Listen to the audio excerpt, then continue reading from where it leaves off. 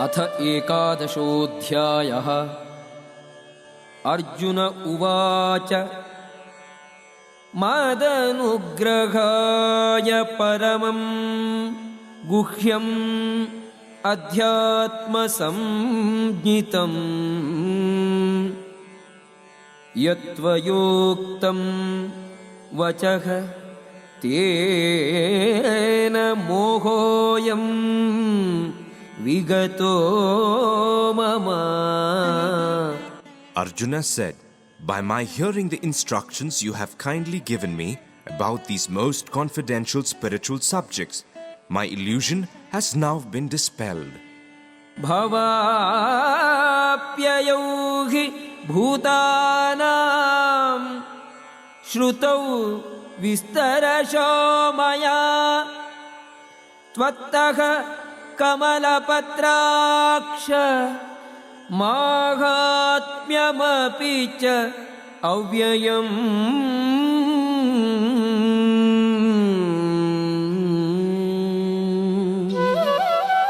O lotus-eyed one, I have heard from you in detail about the appearance and disappearance of every living entity and have realized your inexhaustible glories. एवमेतद्यथार्थत्वम् आत्मानं परमेश्वर द्रष्टुमिच्छामि ते रूपम् ऐश्वरं Purushottama.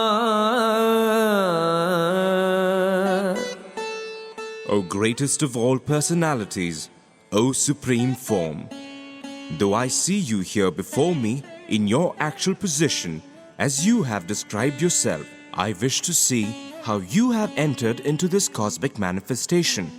I want to see that form of yours. मन्यसे यदि तच्छक्यं मया द्रष्टुम् इति प्रभो योगेश्वर ततो मे त्वं दर्शयात्मानम् अव्ययम्.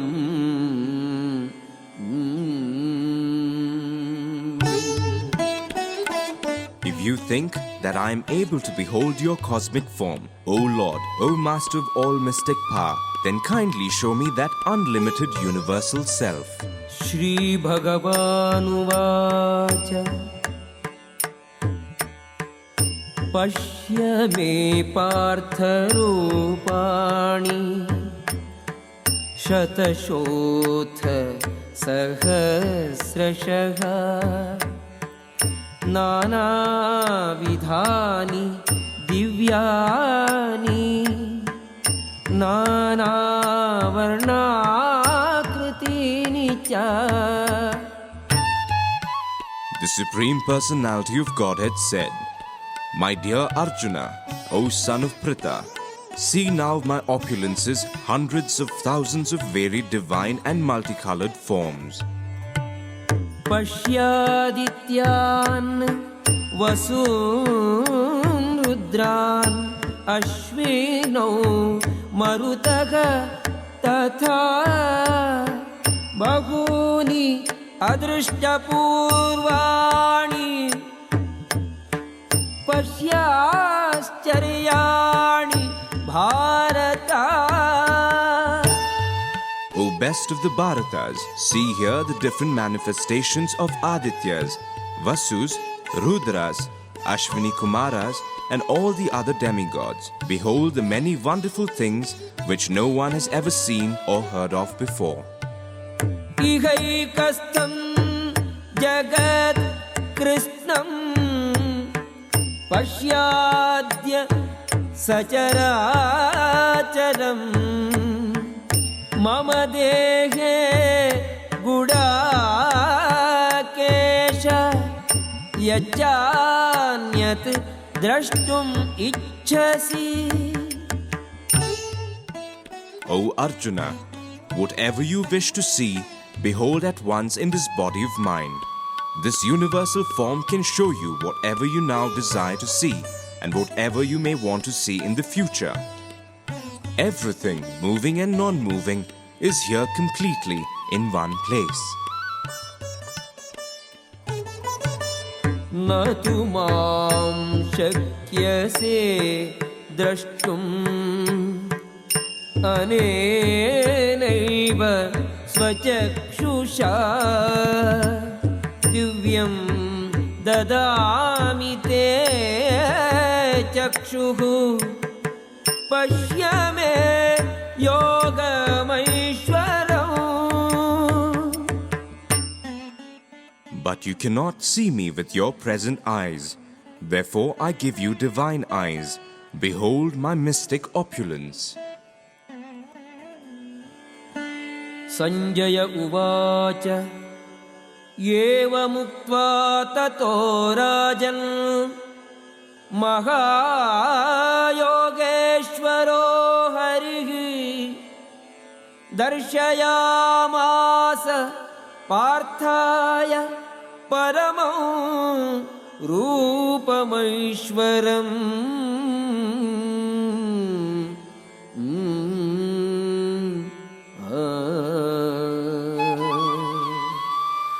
Sanjaya said, O king, having spoken thus, the supreme lord of all mystic power, the personality of Godhead, displayed his universal form to Arjuna.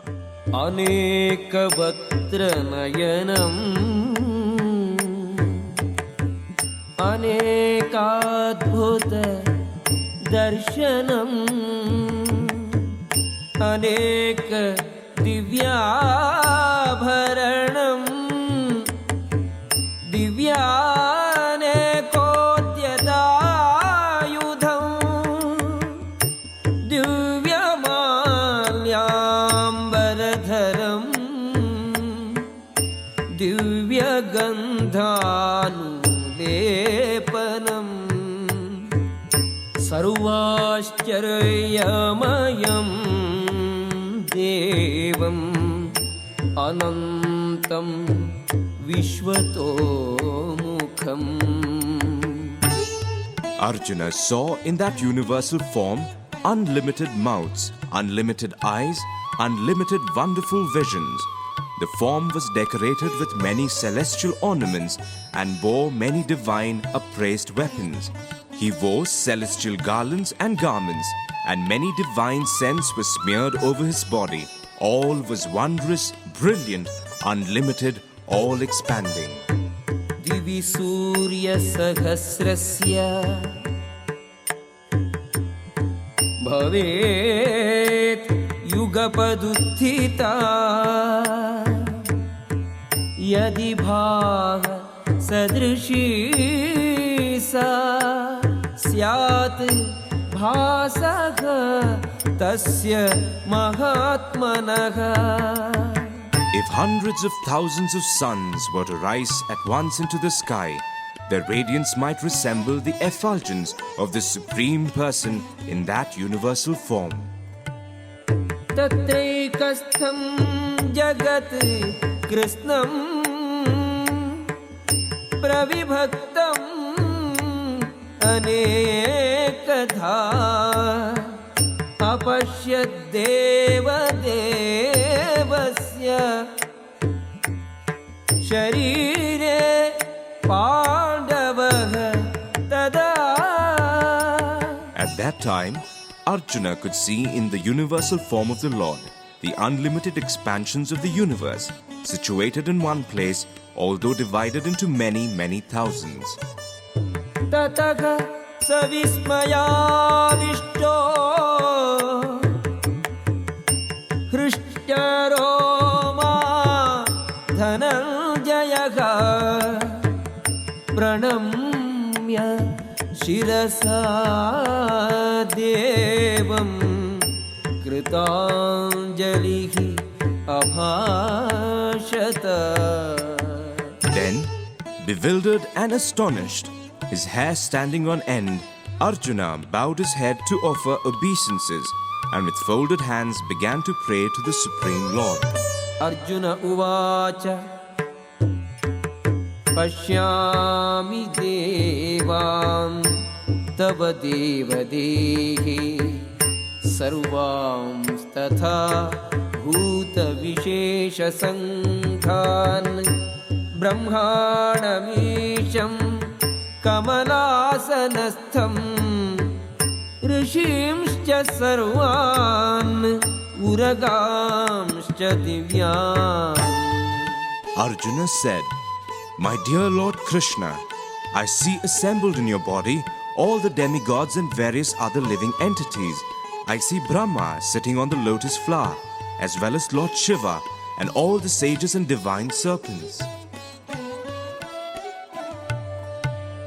अनेकबाहूदरवक्त्रनेत्रं पश्यामि त्वां सर्वतोऽनन्तरूपं नान्तं न मध्यं न पुनस्तवादिं पश्यामि विश्वेश्वर विश्वरूपा. O Lord of the universe, O universal form, I see in your body many arms, bellies, mouths and eyes expanded everywhere without limit. I see in you no end, no middle and no beginning. किरीटिनं गदिनं चक्रिणं च तेजोराशिं सर्वतो दीप्तिमन्तं पश्यामि त्वां दुर्निरीक्ष्यं समन्तात् दीप्तानलार्कद्युतिम् अप्रमेयम्. Your form is difficult to see because of its glaring effulgence, spreading on all sides like blazing fire or the immeasurable radiance of the sun. Yet, I see this glowing form everywhere, adorned with various crowns, clubs and discs.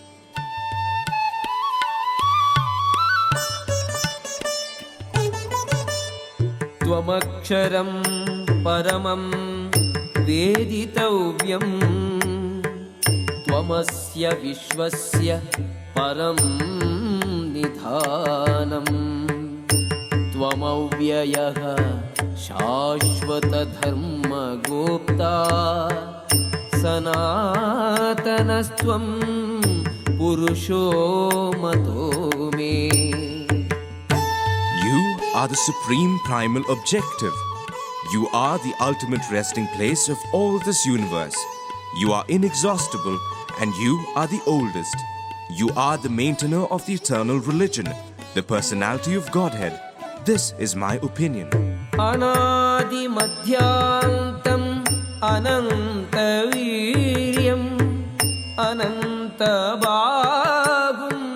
शशिसूर्यनेत्रं पश्यामि त्वां दीप्तहुताशवक्त्रं स्वतेजसा विश्वमिदं तपन्तम्. You are without origin, middle or end. Your glory is unlimited. You have numberless arms and the sun and the moon are your eyes. I see you with blazing fire coming forth from your mouth, burning this entire universe by your own radiance. द्यावा पृथिव्योः इदमन्तरं हि व्याप्तं त्वयैकेन दिशश्च सर्वाः दृष्ट्वाद्भुतं रूपम् उग्रं तवेदं लोकत्रयं प्रव्यथितं महात्मन्. Although you are one, you spread throughout the sky and the planets and all the space between. O Great One, seeing this wondrous and terrible form, all the planetary systems are perturbed. अमीहि त्वां सुरसङ्घाः विशन्ति केचिद्भीताः प्राञ्जलयो गृह्णन्ति स्वस्तीत्युक्त्वा महर्षिसिद्धसङ्घाः स्तुवन्ति त्वां स्तुतिभिः पुष्कलाभिः. All the hosts of demigods are surrendering before you and entering into you. Some of them, very much afraid, are offering prayers with folded hands. Hosts of great sages and perfected beings, crying, "All peace," are praying to you by singing the Vedic hymns. रुद्रादित्याः वसवो ये च साध्याः विश्वेश्विनौ मरुतश्चोष्मपाश्च गन्धर्वयक्षासुरसिद्धसङ्घाः वीक्षन्ते त्वां विस्मिताश्चैव सर्वे. All the various manifestations of Lord Shiva, the Adityas, the Vasus, the Sadhyas, the Vishwadevas, the two Ashvis, the Maruts, the forefathers, the Gandharvas, the Yakshas, the Asuras, and the perfected demigods are beholding you in wonder. रूपं महत्ते बहुवक्त्रनेत्रं महाबाहो बहुबाहुरुपादं बहूदरं बहुदंष्ट्राकरालं दृष्ट्वा लोकाः प्रव्यथिताः तथाहम्. O mighty armed one, all the planets with their demigods are disturbed at seeing your great form, with its many faces, eyes, arms, thighs, legs and bellies, and your many terrible teeth. And as they are disturbed, so am I. नभस्पृशं दीप्तम् अनेकवर्णं व्यात्ताननं दीप्तविशालनेत्रं दृष्ट्वा हि त्वां प्रव्यथितान्तरात्मा धृतिं न विन्दामि शमं च विष्णो. O all-pervading Vishnu, seeing you with your many radiant colors touching the sky, your gaping mouths and your great glowing eyes, my mind is perturbed by fear. I can no longer maintain my steadiness or equilibrium of mind. दंष्ट्राकरालानि च ते मुखानि दृष्ट्वैव कालानलसन्निभानि दिशो न जाने न लभे च शर्मा प्रसीद देवेश जगन्निवास. O Lord of Lords, O Refuge of the worlds, please be gracious to me. I cannot keep my balance, seeing thus your blazing death-like faces and awful teeth. In all directions I'm bewildered. अमी च त्वां धृतराष्ट्रस्य पुत्राः सर्वे सहैवावनिपालसङ्घैः भीष्मो द्रोणः सूतपुत्रः तथासौ सहस्मदीयैरपि योधमुख्यैः वक्त्राणि ते त्वरमाणा विशन्ति दंष्ट्राकरालानि भयानकानि केचिद्विलग्ना दशनान्तरेषु सन्दृश्यन्ते चूर्णितैः उत्तमाङ्गैः. All the sons of Dhritarashtra, along with their allied kings, and Bhishma, Drona, Karna, and our chief soldiers also, are rushing into your fearful mouths, and some, I see, trapped with heads smashed between your teeth.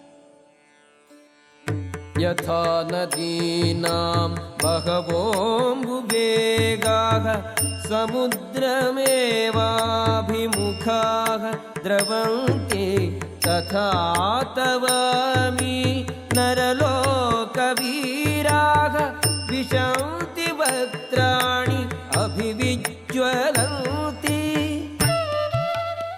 As the many waves of the rivers flow into the ocean, so do all these great warriors enter, blazing into your mouths.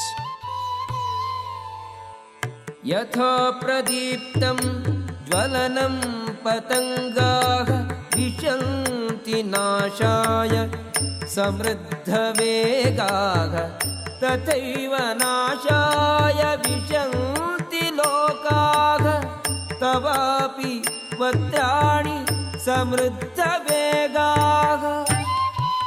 I see all people rushing full speed into your mouths, as moths dash to destruction in a blazing fire. लेलिह्यसे ग्रसमानः समन्तात् लोकान् समग्रान् वदनैर्ज्वलद्भिः तेजोभिरापूर्य जगत्समग्रं भासस्तवोग्राः प्रतपन्ति विष्णो.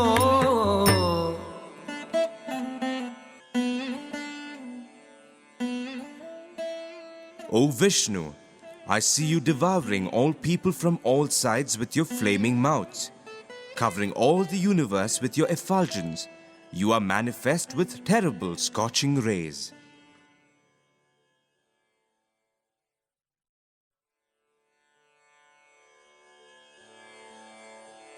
आख्याहि मे को भवान् उग्ररूपो नमोऽस्तु ते देववर प्रसीद विज्ञातुमिच्छामि भवन्तमाद्यं न हि प्रजानामि तव प्रवृत्तिम्.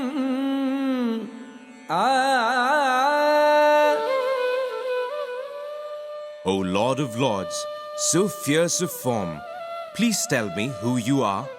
I offer my obeisances unto you. Please be gracious to me. You are the primal Lord. I want to know about you, for I do not know what your mission is. Shri Bhagavan Uvacha Kalosmi Lokakshayakrit pravruddho Lokan Samahartumiha pravruttaha Ritepi tvam न भविष्यन्ति सर्वे येव स्थिताः प्रत्यनीकेषु योधाः. The Supreme Personality of Godhead said, Time I am, the great destroyer of the worlds, and I have come here to destroy all people. With the exception of you, the Pandavas, all the soldiers here on both sides will be slain.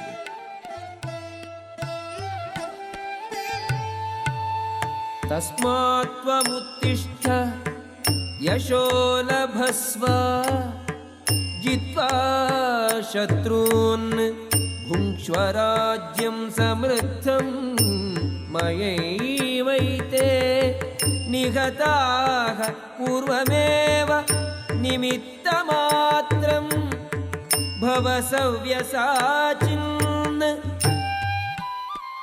Therefore, get up. Prepare to fight and win glory. Conquer your enemies and enjoy a flourishing kingdom. They are already put to death by my arrangement, and you, O Savyasachi, can be but an instrument in the fight.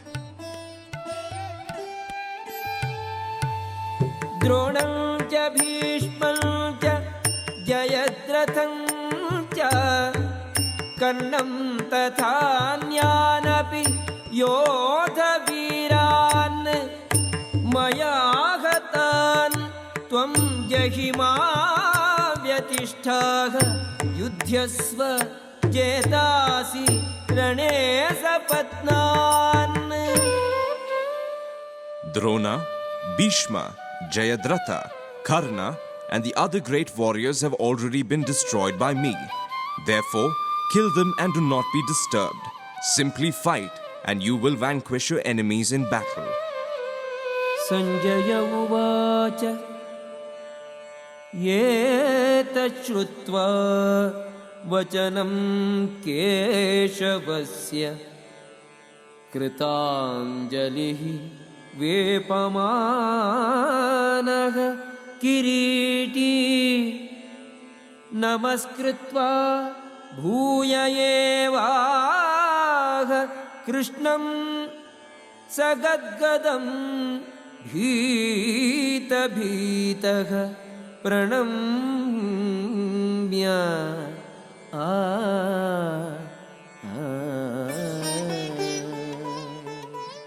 Sanjaya said to Dhritarashtra, O king, after hearing these words from the Supreme Personality of Godhead, the trembling Arjuna offered obeisances with folded hands again and again. He fearfully spoke to Lord Krishna in a faltering voice as follows. Arjuna uvacha sthane Hrishikesha tava prakirtya jagat prahrishyati anurajyate cha rakshamsi bhitani dishodravanti sarve namasyanti cha siddha sankhaha. Arjuna said, O master of the senses, the world becomes joyful upon hearing your name, and thus everyone becomes attached to you. Although the perfected beings offer you their respectful homage, the demons are afraid and they flee here and there. All this is rightly done. Kasmachyate nanameral mahatman gariyase brahmanopyadi kartre ananta devesha jagal divasa tvamaksharam sadasat tatparam yat. O Great One, greater even than Brahma, you are the original creator. Why then should they not offer their respectful obeisances unto you? O Limitless One, God of gods, refuge of the universe, you are the invincible source, the cause of all causes, transcendental to this material manifestation. Tvamadidevaka Purushah Puranaha Tvamasya Vishwasya Param Nidhanam Vetasi Vedyam Cha Param Cha Dhama Tvaya Tatam Vishwamanantadopa. You are the original personality of Godhead, the oldest, the ultimate sanctuary of this manifested cosmic world. You are the knower of everything, and you are all that is knowable. You are the supreme refuge above all the material modes. O limitless form, this whole cosmic manifestation is pervaded by you. Vayuryamognihi Varunaha Shashankaha Prajapatisthvam Prapitamagascha Namo Namastestu Sahasrakritvaha Punascha Bhuyopi Namo Namaste. You are air, and you are the supreme controller. You are fire, you are water, and you are the moon. You are Brahma, the first living creature, and you are the great-grandfather. I therefore offer my respectful obeisances unto you 1,000 times, and again and yet again. Namah purastat atha prishtataste Namostute sarvata eva sarva Ananta viryamita vikramastvam Sarvam samapnoshi tatosi sarvaha. Obeisances to you from the front, from behind, and from all sides. O unbounded power, you are the master of limitless might. You are all-pervading, and thus you are everything. सखेति मत्वा प्रसभं यदुक्तं हे कृष्णा हे यादव हे सखेति अजानता महिमानं तवेदं मया प्रमादात् प्रणयेन वापि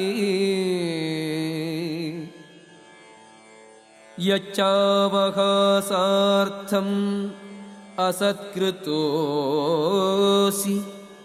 विहारशय्यासनभोजनेषु एकोऽथवाप्यच्युत तत्समक्षं तत्क्षामये त्वाम् अहमप्रमेयम्. Thinking of you as my friend, I have rashly addressed you, O Krishna, O Yadava, O my friend, not knowing your glories. Please forgive whatever I may have done in madness or in love. I have dishonored you many times, jesting as we relaxed, lay on the same bed, or sat or ate together, sometimes alone and sometimes in front of many friends. O infallible one, please excuse me for all those offenses.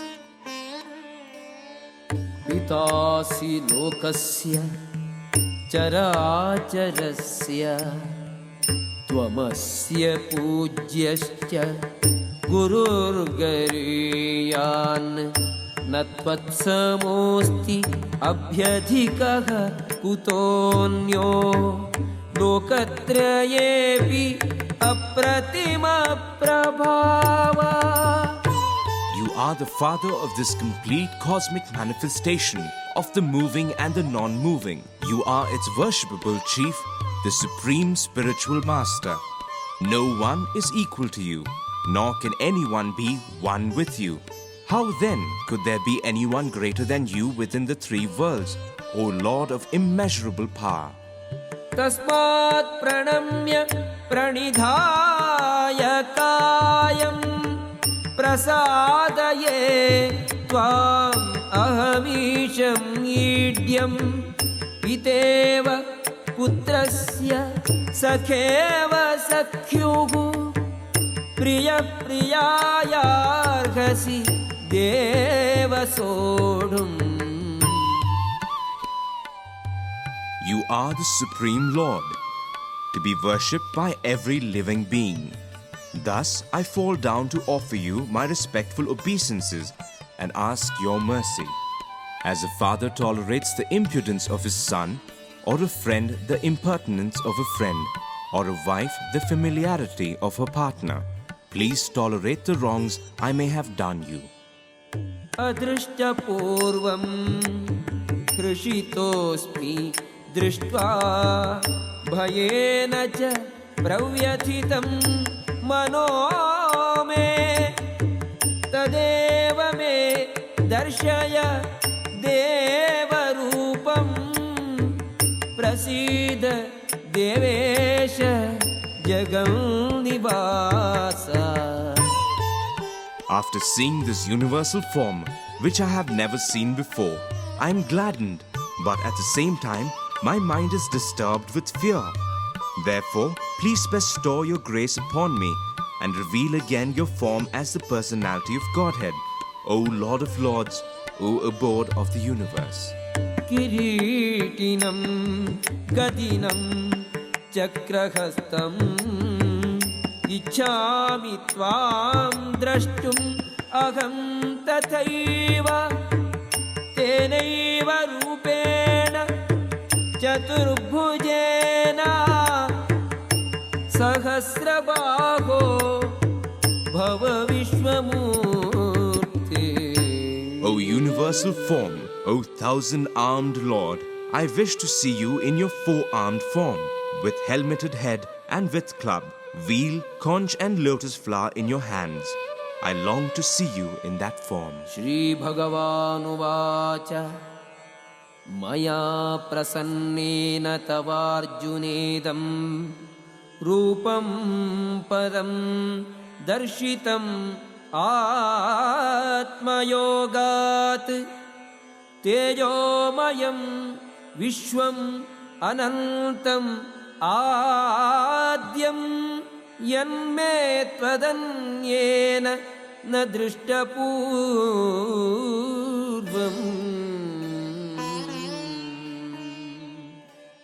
The Supreme Personality of Godhead said, "My dear Arjuna, happily have I shown you, by my internal potency, this supreme universal form within the material world.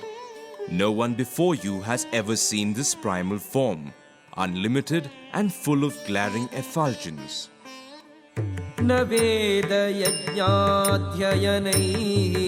न दानैः न च क्रियाभिः न तपोभिरुग्रैः एवं रूपः शक्य अहं नृलोके द्रष्टुं त्वदन्येन कुरु Pravira."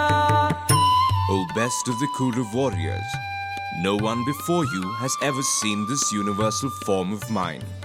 For neither by studying the Vedas, nor by performing sacrifices, nor by charity, nor by pious activities, nor by severe penances can I be seen in this form in the material world. मा ते व्यथा मा च विमूढभावो दृष्ट्वा रूपं घोरं ईदृङ्ममेदं व्यपेतभिः प्रीतमनाः पुनस्त्वं तदेव मे रूपम् इदं प्रपश्य.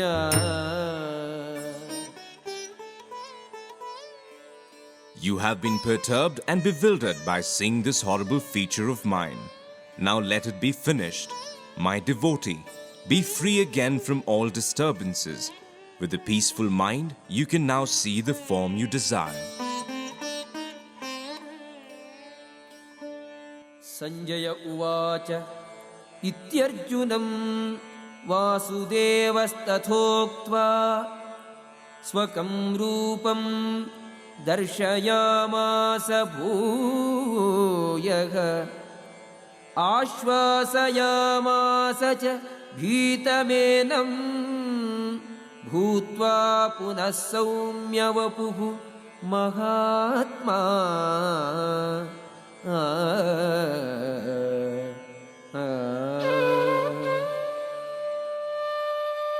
Sanjaya said to Dhritarashtra, "The Supreme Personality of Godhead, Krishna, having spoken thus to Arjuna, displayed his real four-armed form and at last showed his two-armed form, thus encouraging the fearful Arjuna."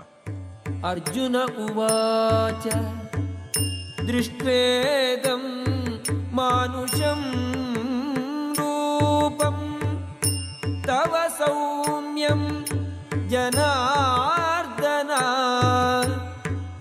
इदानीम् अस्मि संवृत्तः